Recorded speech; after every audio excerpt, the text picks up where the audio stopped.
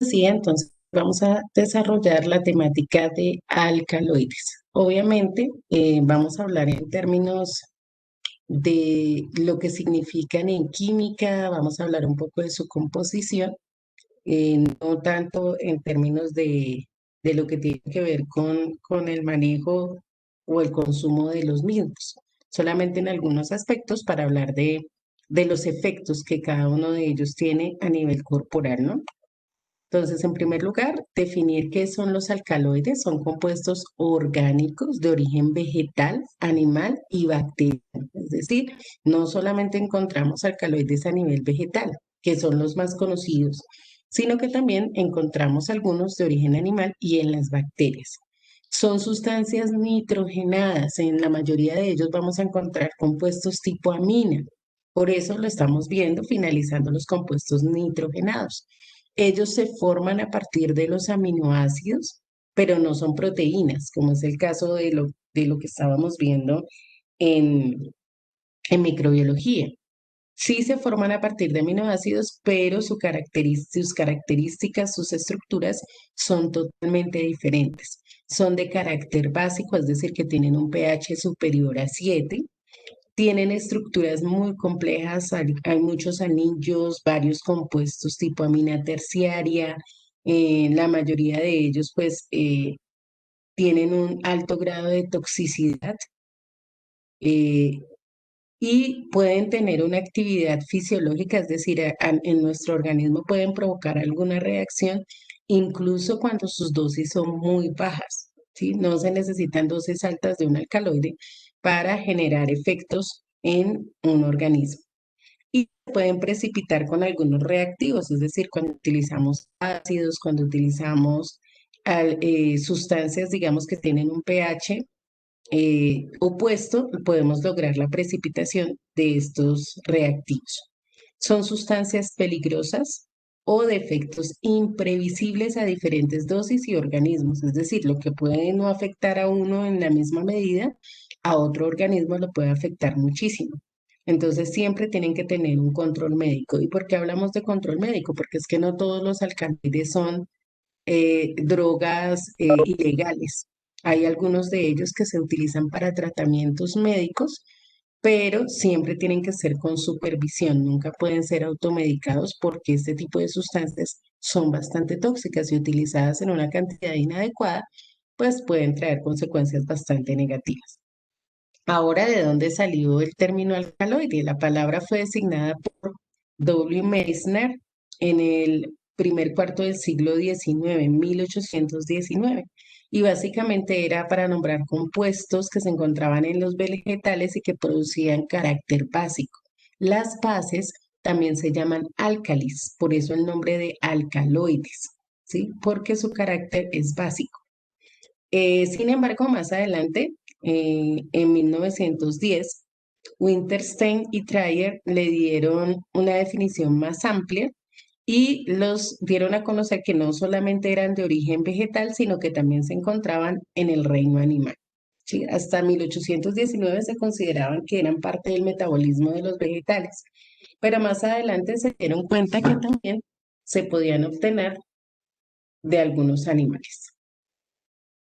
¿Qué importancia tienen estos alcaloides? A nivel de los vegetales, pues son producto de la excreción de los vegetales, del metabolismo de los vegetales. Tienen una función defensiva en ellos con respecto a los parásitos o a los insectos porque son tóxicos. Recordemos que los alcaloides son tóxicos, entonces los producen las plantas como mecanismo de defensa y también les permiten almacenar nitrógeno. Como les dije, son sustancias nitrogenadas. Entonces, el nitrógeno es fundamental para el crecimiento y el desarrollo de las plantas. Por esa razón, también tienen esa función. En el caso de los seres humanos, entonces se utilizan como sedantes, como tranquilizantes, como analgésicos, estimulantes cerebrales, antihipertensivos, antisépticos respiratorios, vasodilatadores, que en estos casos es cuando las personas tienen problemas de tensión, se necesita dilatar los vasos para que la sangre pueda fluir y para eso se utilizan también los alcaloides y son antitumorales. ¿sí? Vuelvo y repito, todos esos efectos eh, en términos positivos siempre y cuando haya una prescripción médica. ¿Qué estructura tienen los alcaloides? Básicamente tienen carbono, nitrógeno y oxígeno, ¿sí? Son compuestos nitrogenados. Algunos tienen oxígeno, sobre todo los que son alcaloides sólidos, y algunos tienen azufre.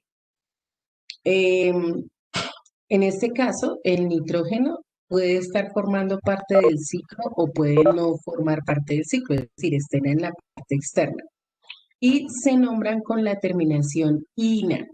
Todos los alcaloides se nombran con la terminación ina. Entonces hemos escuchado, por ejemplo, la cocaína, la heroína, la cafeína, la teína. Todos absolutamente tienen terminación ina, debido a que a la presencia del nitrógeno, ¿sí? Son del grupo de las aminas.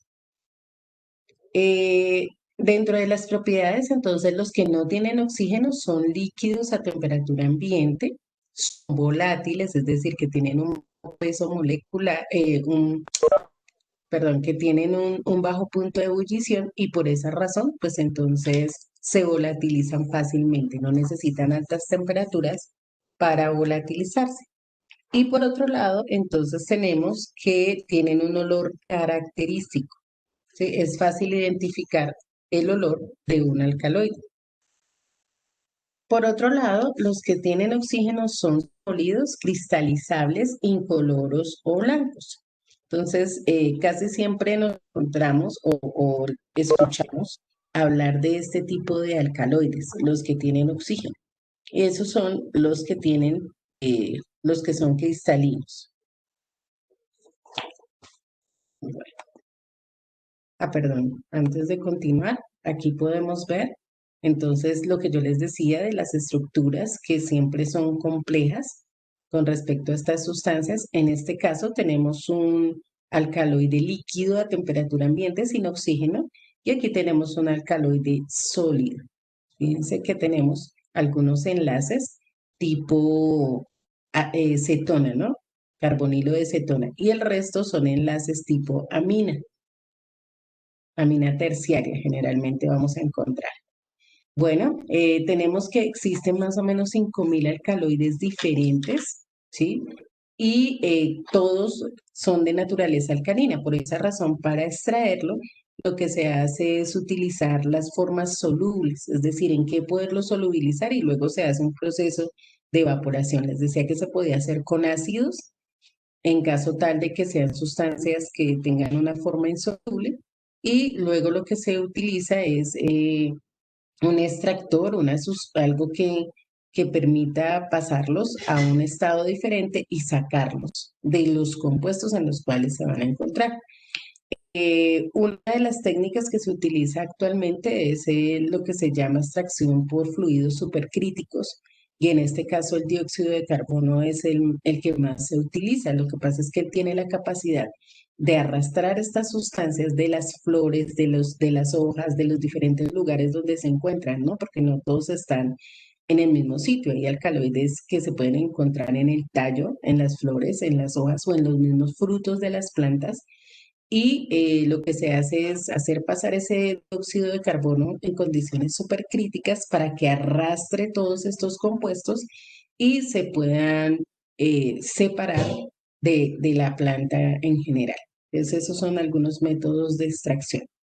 Ahora, ¿cuáles son las fuentes de los alcaloides? Las principales fuentes son las plantas y por eso pues vamos a hablar de ellas.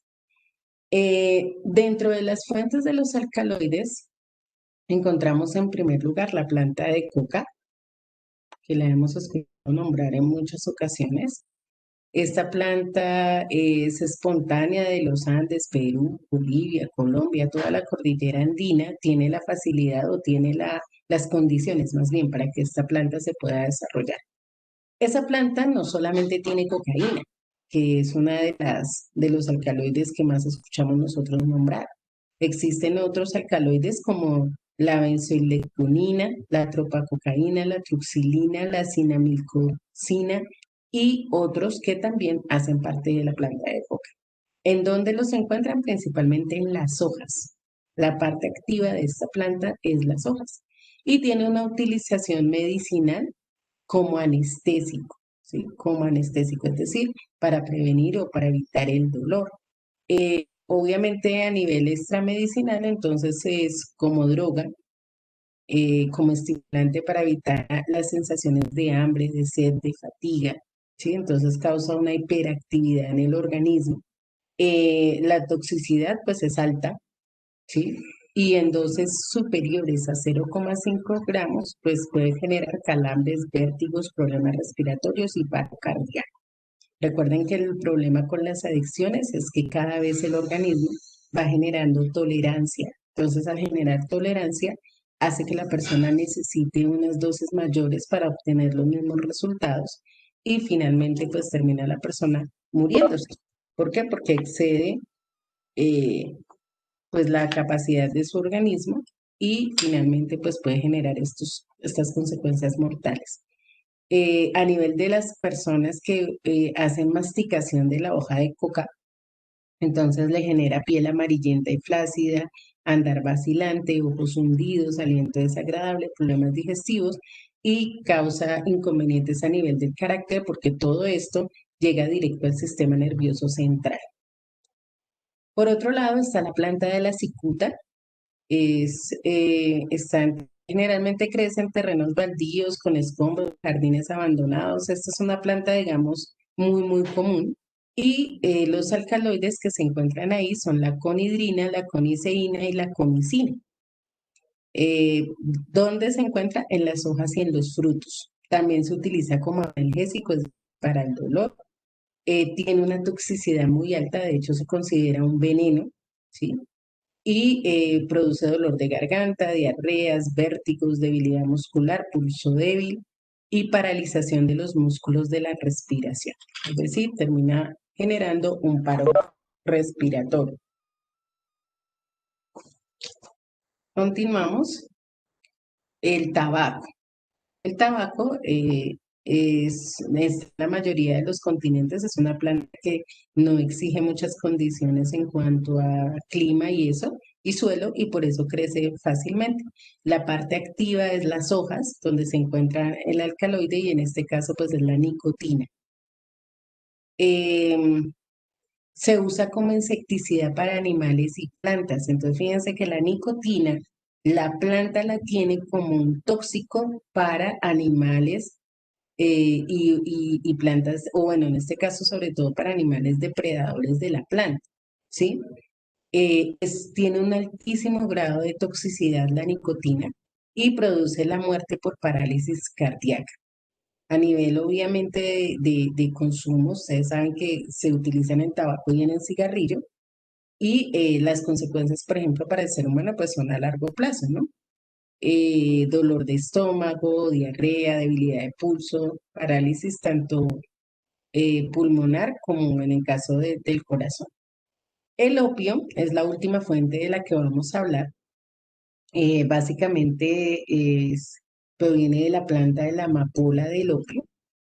Los opiáceos, que se llaman así a todos los derivados de esta planta, generalmente tienen propiedades analgésicas para el dolor también. Lo que hace es, nuestro organismo produce unas sustancias que se llaman endorfinas. Las endorfinas son para mitigación del dolor. También hay otras que se llaman encefalinas, que las produce nuestro organismo con el mismo fin. Entonces, lo que hacen estos opiáceos es producir una sensación similar. Entonces, acuérdense, bueno, no, creo que con ustedes no lo hemos visto todavía. Hay unos receptores nerviosos que se manejan a través de unas enzimas, entonces los opiáceos vienen a ser competitivos con los sustratos de esas enzimas, ocupan esos receptores nerviosos y causan el mismo efecto analgésico que el organismo lo haría de manera natural, ¿sí? De manera natural. Pero digamos que estas plantas lo que hacen es, o estas plantas no, estas sustancias, que son los opiáceos, toman esos lugares y entonces cambian esas sensaciones por sensaciones de placer o inclusive sensaciones de euforia. Entre esos están la morfina, la heroína y la codeína, que son derivados de él. o del opio. Ahora vamos a mirar, esas son las fuentes, ¿no? Entonces, como fuentes tenemos la planta de coca, la planta de cicuta, el tabaco, la planta de tabaco y la amapola del opio, ¿sí? Esas son las fuentes. Ahora, ¿cuáles son los alcaloides? Entonces, tenemos en primer lugar la cafeína, ¿sí? No mencionamos dentro de las plantas, pues la planta del café, pero la cafeína es un alcaloide. Fue descubierta en 1819 por Rush. Se extrae entonces del guaraná, del mate, del té, es el mismo alcaloide. Entonces, cuando se extrae del guaraná, entonces guaranina, si se extrae del mate se llama mateína y si se extrae del té se llama teína, pero finalmente es el mismo alcaloide, es la misma cafeína. Por eso cuando se toman, por ejemplo, energizantes como el Vive 100, como todos estos que dicen que tienen extracto de guaraná, pues básicamente es eso, lo que se genera es un alcaloide que tiene la capacidad de ser un estimulante adictivo del sistema nervioso autónomo. Entonces genera resistencia al cansancio, ¿sí? Y entonces cuando se genera sobredosis de este alcaloide, produce insomnio, nerviosismo y es un pesticida natural contra insectos que se comen las plantas. Entonces lo que yo les decía, fíjense que la planta genera estos compuestos para defenderse, ¿sí? Para defenderse. Y el ser humano los consume de alguna u otra manera para afectarse a sí mismo, porque es que la planta no los produce para consumo del ser humano, simplemente es un tema de defensa de las plantas. Y cuando se utilizan en maneras inadecuadas, entonces lo que tenemos como resultado es afectaciones al sistema nervioso autónomo y al sistema nervioso central. A nivel medicinal, ¿para qué se utiliza? Contra el dolor de cabeza, las personas que sufren de migraña les formulan algunos medicamentos que contienen cafeína. Para el asma bronquial, para los cólicos de la vesícula, es un compuesto oxigenado, por lo tanto lo vamos a encontrar en forma sólida a temperatura ambiente. Por otro lado, tenemos la cocaína, se obtiene a partir de las hojas de coca. Es un estimulante adictivo del sistema nervioso central, básicamente del sistema dopaminérgico. Y cuando hablamos de ese sistema, es el que se encarga como de determinar las reacciones que puede tener el organismo frente a diferentes situaciones. En este caso, no tiene ningún uso medicinal, a no ser que pues, se pueda utilizar como anestésico, pero no es muy común que se use de esa manera o que lo utilicen los médicos como anestésico, y pues es más bien una droga de tipo ilegal, ¿no? Entonces, también es oxigenada, también se encuentra de manera sólida a temperatura ambiente. La heroína. La heroína fue sintetizada por primera vez en 1883 por Felix Dresser y fue a partir de la morfina. Tiene unas propiedades analgésicas y tiene otros aspectos estimulantes. Es supremamente adictiva. Es de las drogas más adictivas que existen porque es el opiáceo de acción más rápida. Es decir, ella es muy potente, muy potente, solamente que tiene un efecto menos duradero que la morfina. De igual manera, solamente tiene una utilización como droga ilegal. Es también en estado sólido, a temperatura ambiente, porque es oxigenada, ¿no? Recuerden que todos los alcaloides oxigenados son sólidos a temperatura ambiente. La morfina se extrae del opio, ya les había mencionado que es a partir de la amapola del opio. Se conoce desde 1688, pero fue aislada más o menos en 1803 por de Rosne. Su nombre proviene de Morfeo, que es el dios de la mitología griega del sueño, ¿no? Entonces, por esa razón se le da el nombre de morfina. Es un narcótico anestésico supremamente adictivo y a nivel medicinal es el que más se usa para el dolor, sobre todo pues en pacientes que están en una etapa terminal de enfermedades que son muy dolorosas, como por ejemplo el cáncer.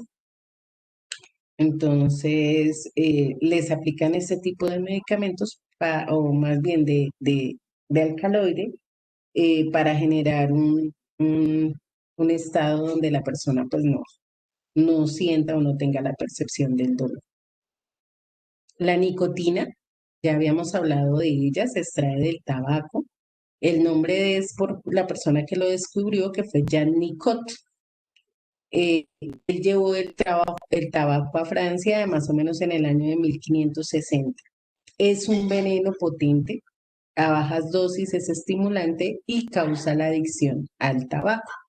La planta lo genera como insecticida y ya se utiliza de esta manera a nivel artificial en fumigación en invernaderos. La nicotina es líquida a temperatura ambiente porque es un alcaloide que no contiene oxígeno. Tenemos por otro lado la estricnina. Es extraído de una planta que se llama nuez vómica.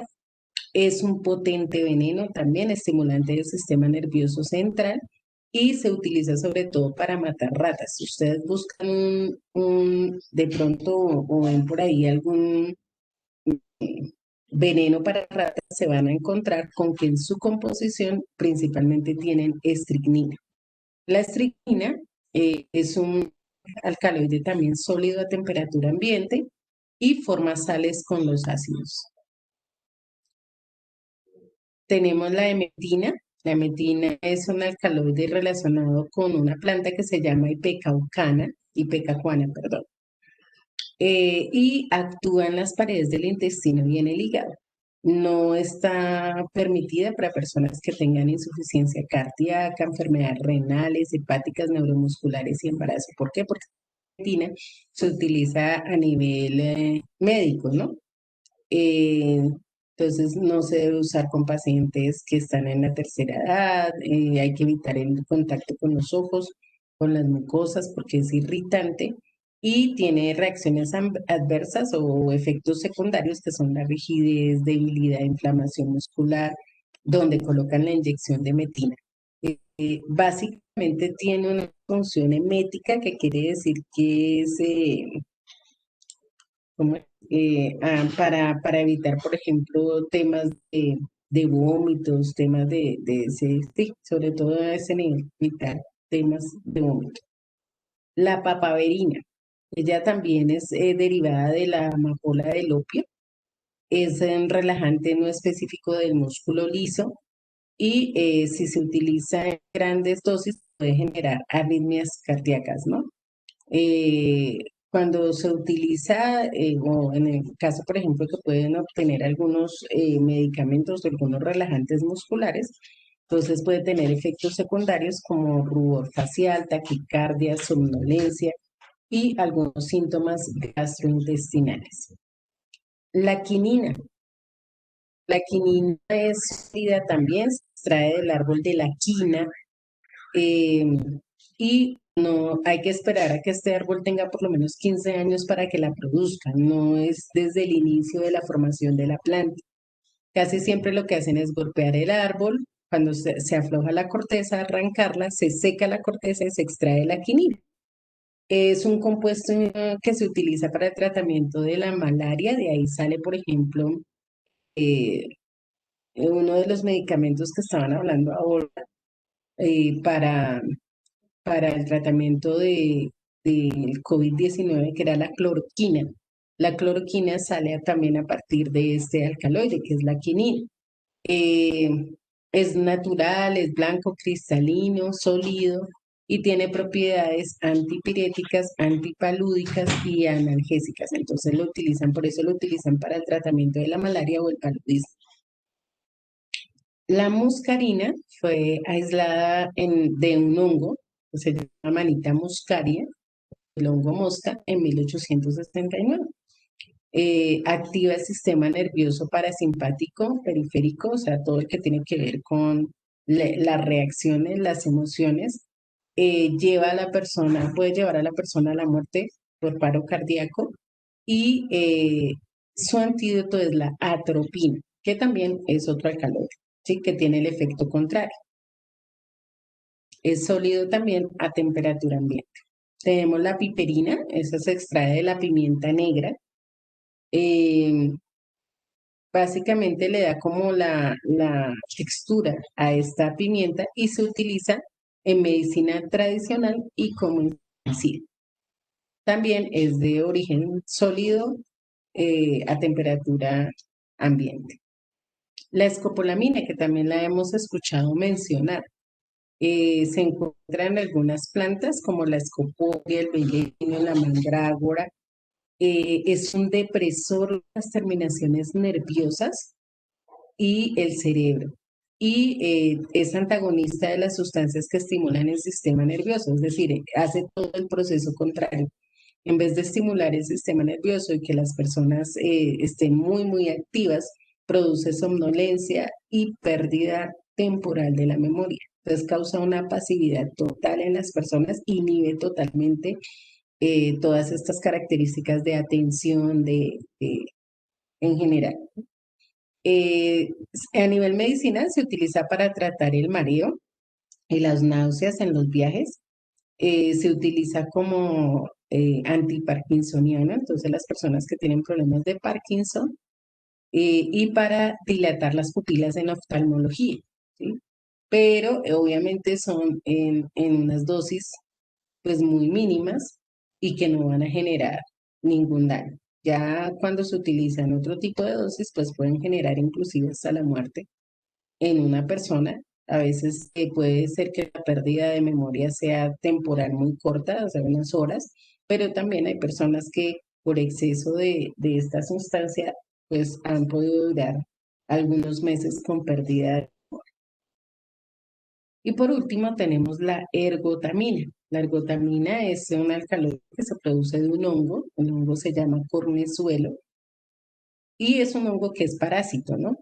En este caso se utiliza a nivel medicinal como vasoconstrictor, es decir, para, eh, digamos, evitar la dilatación de los vasos sanguíneos y también para prevenir la migraña, ¿sí? Entonces, como les decía, fíjense que, bueno, también es sólido a temperatura ambiente. Como les decía, fíjense que hay muchos alcaloides que tienen una función medicinal, ¿sí? Tienen una función medicinal, pero que eso va a depender única y exclusivamente de un tratamiento médico y de una prescripción médica con unas dosis específicas de acuerdo a unos medicamentos que ya han sido creados para tal fin. Pero nunca con la disposición de que una persona se automedique y tome determinaciones que posiblemente van a afectar su salud y no de una manera temporal, sino que puede ser de una manera definitiva. Bueno, quisiera saber si hay alguna pregunta, si hay alguna inquietud con respecto a este tema.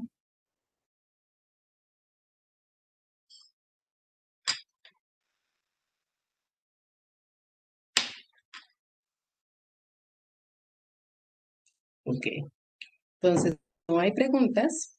Con esta parte terminamos lo correspondiente a las temáticas que íbamos a desarrollar en el tercer periodo. Nos había quedado este pedacito, digamos, para finalizar.